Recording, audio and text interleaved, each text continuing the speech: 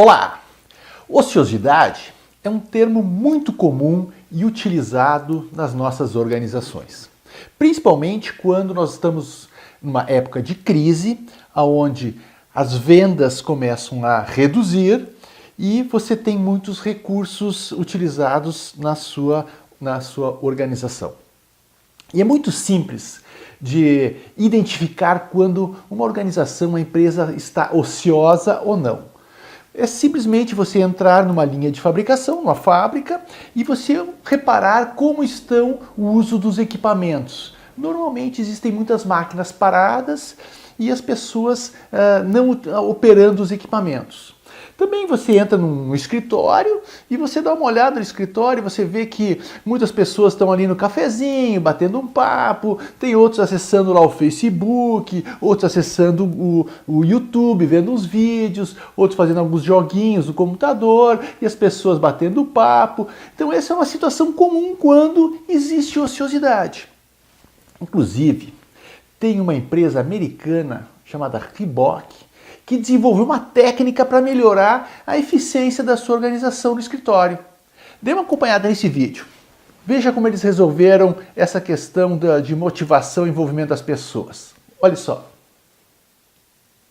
When we asked Reebok to send us Terry Tate, some people thought we were crazy.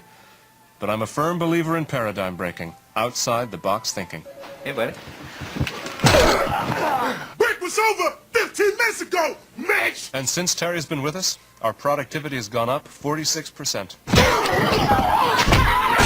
We're getting more from our employees than ever before. You know you need a cover sheet on your TPS reports, Richard! That ain't new, baby! Hey, Terry. Hey, Janice! But what's really impressed me is how Terry's become part of the Felcher family. Yeah, baby! He fits right in here. That's a long distance call, Doug! To be honest, I wish Reebok sent us 10 Terry Tates. You wanna play games, Gene? Well, when it's game time, it's pain time, baby! Mas então, agora falando sério, ociosidade, então sempre quando você tem maior capacidade e você executa menos do que a sua capacidade. Vamos dar alguns exemplos. Então, se você tem uma escola, e nessa escola você tem as salas de aula com a capacidade de cada sala de aula para 40 alunos. Então tem 40 carteiras e você tem professores, tem toda a estrutura. E numa determinada sala você só tem 20 alunos. Então o que acontece? Você está subestimando, você tem ociosidade da sua capacidade. A capacidade da sala de aula é para 40 alunos e você só está ocupando 20 alunos. Exemplo também, um restaurante. Você tem mesas e estrutura para, vamos supor, atender 100 almoços ou 100 jantas, 100 pessoas para fazer almoço e janta. E você num determinado dia, num determinado horário do almoço, você só atende 70 pessoas. Então você teve ociosidade de 30. Então 30 deixaram de ser ocupadas.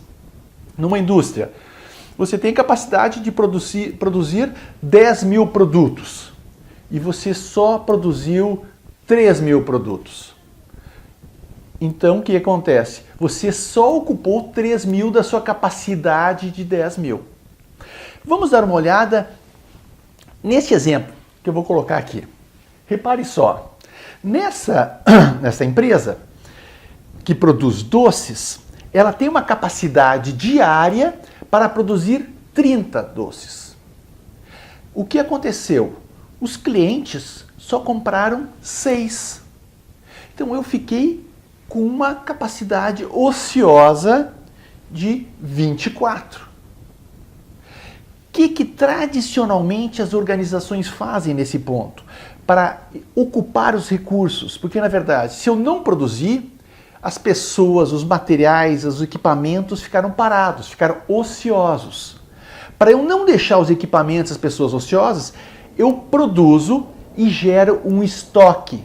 Então eu boto esses materiais em estoque. Então eu produzo tudo, os 30 que eu tinha em condições de produzir, vendi para os meus clientes somente 6 e deixei 24 em estoque. o que aconteceu com esses 24. No próximo dia, eu vou produzir de novo 30. E quando eu vou produzir os 30, eu vou ficar com os 24 mais os 30. Então a equipe comercial, em vez de vender só os 30, tem que vender os 54. Então, eu utilizo o estoque no modelo para realmente conseguir ocupar minha capacidade toda para produzir toda e não deixar capacidade ociosa. Agora, se eu produzo sob encomenda, onde eu só vou produzir aquilo que realmente for vendido, eu vou ficar com as pessoas ociosas dentro da minha organização e as máquinas também. Mas vamos analisar um outro ponto. Se eu olhar especificamente um processo de fabricação, dê uma olhada neste processo que foi colocado. Então nós temos 5 atividades. E nessas 5 atividades, repare que em cada atividade existem pessoas e existem tempos para execução em cada uma das atividades. Então confira comigo, olhem no desenho.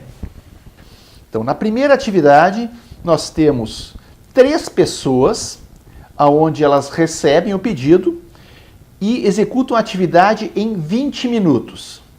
A segunda, onde é feito o registro no sistema, existem 2 pessoas que executam essa atividade e elas utilizam 15 minutos para executar cada um dos pedidos que entram.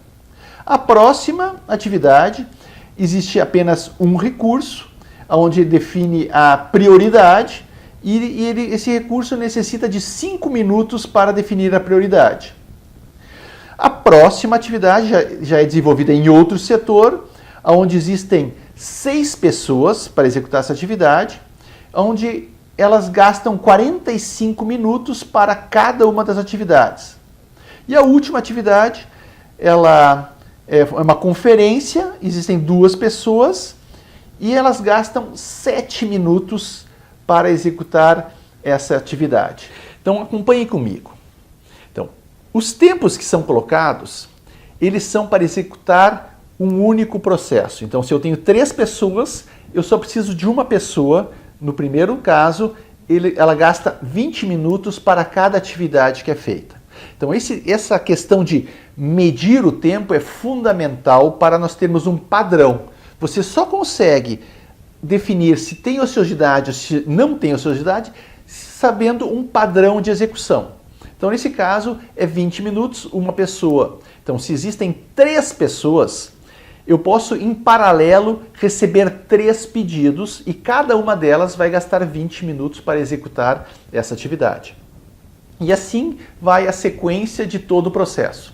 Outra questão importante é, quando eu inicio esse processo, eu consigo receber no máximo 3.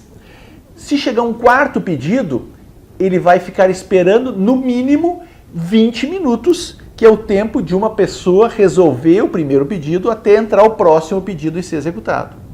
O que acontece com os demais recursos, as outras pessoas que estão na sequência dessas atividades, estão de cá para lá? Elas vão ficar esperando até a primeira atividade entrar, passar para a segunda, passar para a terceira, passar para a quarta. Então, a última atividade do processo só vai começar a ser executado depois de um determinado tempo. Em um dia eu tenho 8 horas de trabalho e em 8 horas eu tenho 480 minutos disponíveis de trabalho. Então, um dia, 480 minutos. Agora vamos para nosso processo. Se na primeira atividade eu tenho 3 pessoas, então eu vou multiplicar 3 vezes 480 e eu vou ter a quantidade de minutos disponível de capacidade para executar a primeira atividade. Então confiram na tabela. Qual é a disponibilidade de cada uma das atividades? Então, a primeira nós temos 1.440 minutos de capacidade diária disponível. A segunda atividade são 2 recursos, vezes 480, eu tenho 960 minutos de capacidade. A terceira, existe um recurso só, então eu tenho 480 minutos. A quarta atividade são 6 recursos vezes 480, eu tenho 2.880 minutos de capacidade diária. E a última atividade, onde eu tenho 2 recursos vezes 480 minutos, eu tenho 960 minutos de capacidade. Falado isso, nós podemos agora identificar que quanto eu consigo fazer do meu produto que eu executo nesse processo em cada uma das atividades. Como eu vou fazer esse cálculo? Eu vou pegar a capacidade total que eu tenho disponível para cada uma dessas atividades e vou dividir esse tempo pelo tempo para executar uma única atividade em cada etapa dessas de fabricação, etapa do processo. Então vamos ver como fica na imagem. Então, a primeira atividade, eu vou pegar 1440, dividir por 20 minutos e eu vou conseguir executar 72 vezes essa atividade durante um dia de 8 horas com 3 recursos. A segunda atividade, que é de 15 minutos, eu vou ter 960 minutos disponíveis, dividido por 15, eu consigo executar 64 vezes essa atividade. A terceira atividade, que é aquela de 5 minutos, eu consigo executar 480 dividido por 5, 96 vezes essa atividade em um dia. A terceira, que eu tenho 6 pessoas, é 2.880 dividido por 45, eu consigo executar 64 vezes essa atividade. E a última, que é 7 minutos, é 960 dividido por 7, eu consigo executar 137 vezes, 1. Atividade número 4 e atividade número 2, eu consigo executar 64 vezes. As outras todas eu consigo executar mais vezes. O que me fala esse número 64 é que o meu gargalo do meu processo estão nessas duas atividades, que é o máximo que eu consigo fazer é os 64 vezes nesse processo.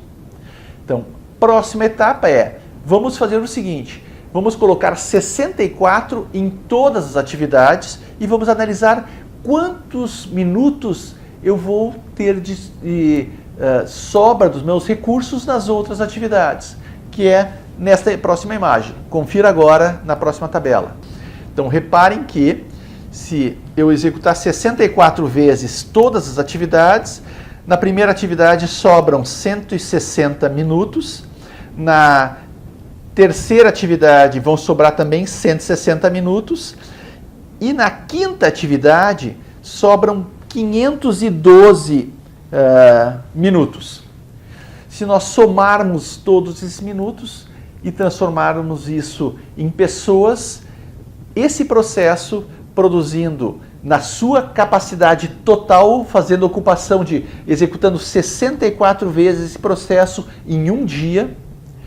Com isso nós podemos perceber o seguinte, que mesmo eu trabalhando no topo, executando toda a minha capacidade de produção, eu ainda tenho recursos ociosos na minha estrutura.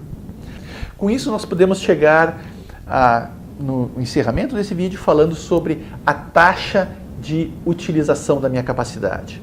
Então a taxa de utilização vai ser quanto realmente eu estou utilizando da minha capacidade, quanto eu produzi, quantos processos eu executei, eu vou dividir isso pela minha capacidade de produção e vou multiplicar por 100. Então, em percentual, isso vai ser minha taxa de utilização. E a ociosidade é quanto eu não utilizei da minha capacidade de operação, desse meu processo. Com isso nós encerramos mais esse vídeo, espero que vocês tenham gostado, deixe aí seu comentário, seu like nesse vídeo e aguardo você no próximo vídeo. Até mais, tchau, tchau!